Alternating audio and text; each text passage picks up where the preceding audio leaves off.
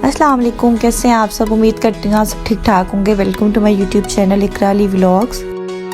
हाँ जी, मैं अपने लिए नाश्ता बनाने लगी थी। मैं उठते साथ ही किचन में आई और मैंने कहा पहले नाश्ता बनाती हूँ।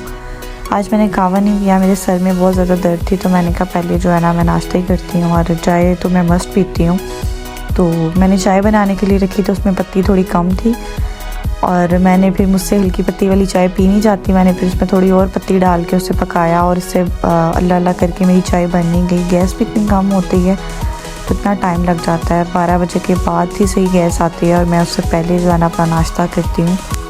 एकदम से मौसम इतना चेंज हो गया है कि अब तो लगता है कि बस गर्मी आ गई है और रज़ाई लेने वाला तो मौसम रहा नहीं। ब्लैंकेट निकल आए हैं और ब्लैंकेट से सीधा जो है ना वो कुछ टाइम बाद AC चलना शुरू हो जाएंगे। तो बस फिर इसी तरह जो है ना वो धूप भी इतनी कड़क की होती है कि वैसे ही ना ज़रा भी नहीं बैठा जाता धूप में। पूरा साल इतनी गर्मी पड़ती है, सर्दियों का वेट करते हैं और सर्दियां जो है दिसंबर जनवरी के महीने में, बस ये 2 महीने में ज़्यादा होती हैं। और इस दफ़ा तो जनवरी में बहुत ज़्यादा सर्दी थी और जैसे ही जनवरी ख़त्म हुआ है साथ ही मौसम जो है ना वो बिल्कुल नॉर्मल सा हो गया है। पानी को ना हाथ लगाना।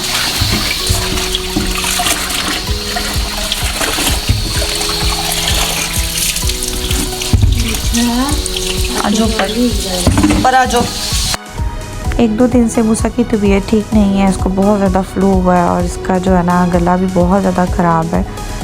तो ये सारी रात जो है ना वो खांसता ही रहता है, इतना ज़्यादा ये डिस्टर्ब रहता है, उसकी वजह से फिर मैं भी डिस्टर्ब होती हूँ। तो बस सारी रात जो है ना इसी तरह फिर गुजर गई और यहाँ पर चिल्ला लग करके मेरा नाश्ता बन गया था और मैंने अपने सामूसा को ज़बरदस्ती बिठाया कि इसे थोड़ा बहुत खिला के फिर इसको सिरप देती हूँ।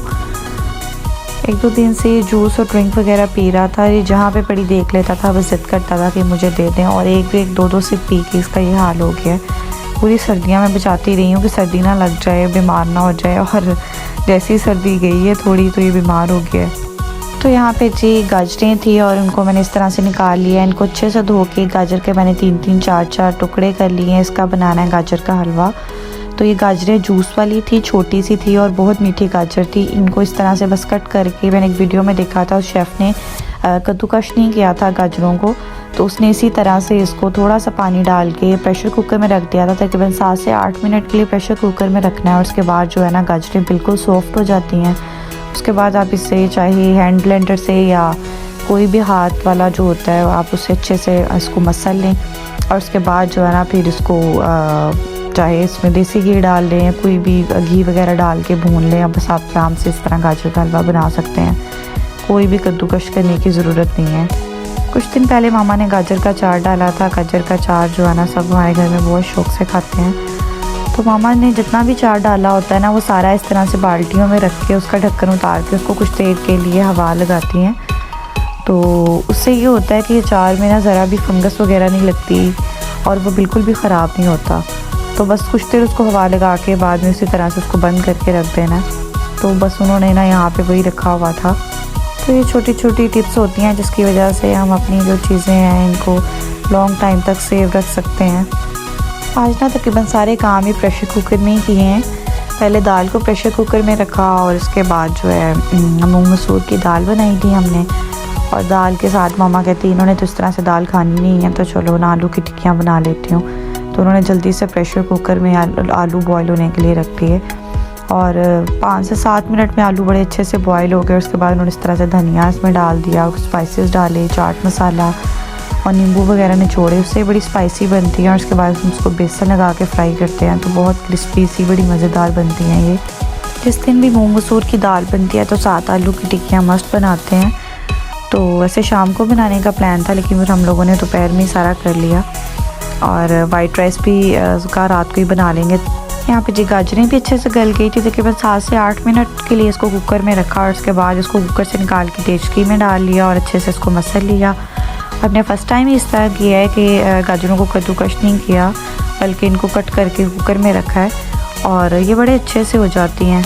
तो यहाँ पे जी मैं अपने बालों को ऑयलिंग करने लगी थी क्योंकि जब से सर्दियाँ थी मैंने अपने बालों को एक दफ़ा भी ऑयलिंग नहीं की थी सर्दी की वजह से।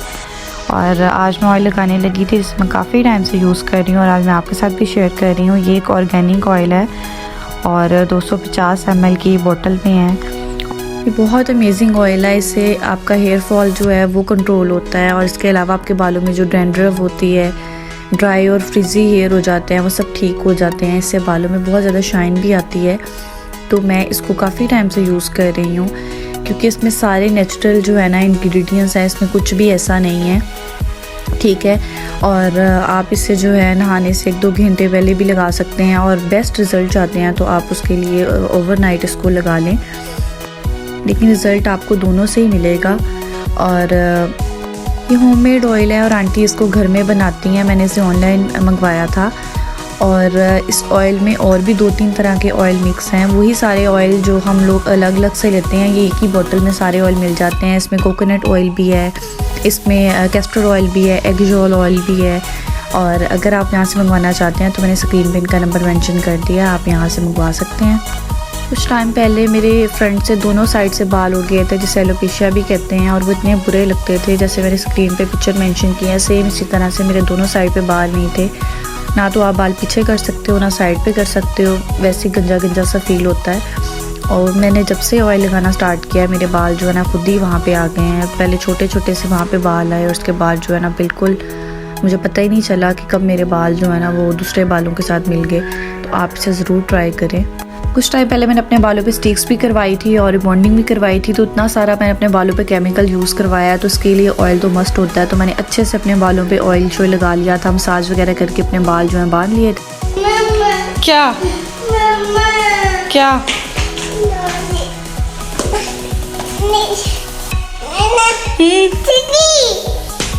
ये उतार के वो पहनने हैं? मुसा भी रख दो ना वो। चलो मैं पहनाती हूँ, बाद में चेंज कर लो, उसके बाद मैं देती हूँ मूसा को पहनाती हूँ, ठीक है। उसके बाद जी यहाँ पे मैं बच्चों के कपड़े वगैरह तय लगा रही थी। मुसायरा के कपड़े जो है ना वॉश किए पड़े थे, तो उनको मैंने संभाला नहीं था। मैंने कहा जल्दी से इनके कपड़े समेट लेती हूँ।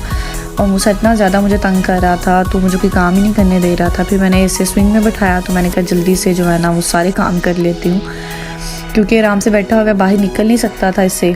तो मैंने फिर जो है ना 10 मिनट के अंदर अंदर ये सारे कपड़े जो है ना वो समेटे। अगर मैं इसे स्विंग में ना बैठाती तो ये मैं काम कभी भी नहीं कर सकती थी। अभी मैं एक काम कर रही होती हूँ तो ये पीछे से मेरे सारे कपड़े जो है ना वो फेंक देता है, और बहुत दफ़ा इसने ऐसे किया है। तो इसलिए मैंने कहा चलो जल्दी से जो है ना इस चीज़ का फ़ायदा उठाती हूँ। तो मैंने जो ना सारे कपड़े शपड़े जो है ना वो समेट लिए और इनकी अलमारियों वगैरह में रख दिए थे। और उसके बाद फिर मैं जल्दी से नीचे आई और गाजर का हलवा जो है ना वो देचकी में बनने के लिए रख दिया था। उसका पानी ड्राई होने के लिए रख दिया था, क्योंकि वो गल तो गई थी अच्छे से।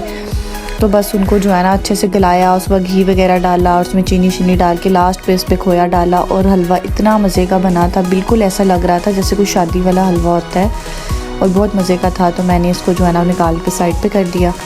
उसके बाद जी यहाँ पे मैं और मामा मिलके किचन के काउंटर अच्छे से साफ़ कर रहे थे। वैसे तो हफ्ते में 1 दफ़ा, महीने में 2-3 दफ़ा इसको अच्छे से हम लोग साफ़ करते हैं, लेकिन बहुत ज़्यादा इसकी डीपली जो सफाई है ना वो नहीं की थी। जैसे इसके हैंडल्स पे वो निशान लग जाते हैं, कोई भी किसी का हाथ कोई भी गंदा हो तो वो उसको खोलता है, तो वो वाले निशान पड़े हुए थे। आगे रमज़ान भी होता है तो बहुत सारे काम होते हैं, तो मामा कहती चलो आज तुम और मैं मिल के ना किचन के काउंटर अच्छे से साफ़ कर लेते हैं। तो वो लोहे वाली कुची को साबुन लगा के अच्छे से काउंटर जो है ना वो साफ़ कर रही थी, और मेरे पास एक टॉवल वाला कपड़ा था गीला, और मैं इसके साथ जो है ना उसको साफ़ करी जा रही थी साथ साथ ही, ताकि जो है ना वो साबुन ड्राई ना हो जाए। और इससे इतने ज़्यादा ये शाइन कर रहे थे, बिल्कुल जो है ना सही साफ़ सुथरे हो गए थे।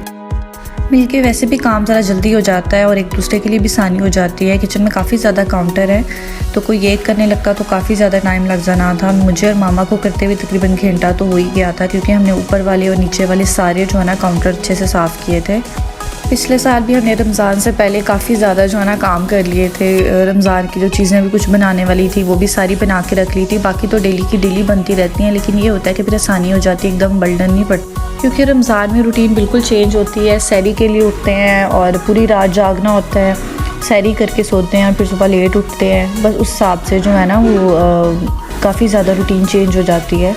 तो ओवन वगैरह को उठा के भी हमने शेल्फ़ पे रखा, और जो है ना वो सारी अलमारी वगैरह जो है उसको भी साफ़ किया, ओवन को भी अच्छे से साफ़ किया। ओवन तो हमारे यूज़ में है डेली, तो वो तो इतना गंदा नहीं होता भी है तो उसको साथ साथ साफ़ करते रहते हैं। माइक्रोवेव का यूज़ जो है उससे कम है, तो वो पड़े भी जो है ना उस पर मिट्टी पड़ जाती है, तो उसको जो है ना फिर अच्छे से हम लोगों ने चमका लिया है। तो काउंटर शाउंटर हमने सारे साफ़ कर लिए थे और ये बिल्कुल न्यू लग रहे थे, इतने ज़्यादा शाइन कर रहे थे, बहुत अच्छे से साफ़ हो गए थे। और उसके बाद जो मामा ने चूल्हा जो है ना वो सारा खोल दिया था, उसको अच्छे से साफ़ किया और मैं उसके यहाँ पे कपड़ा वगैरह मार रही थी।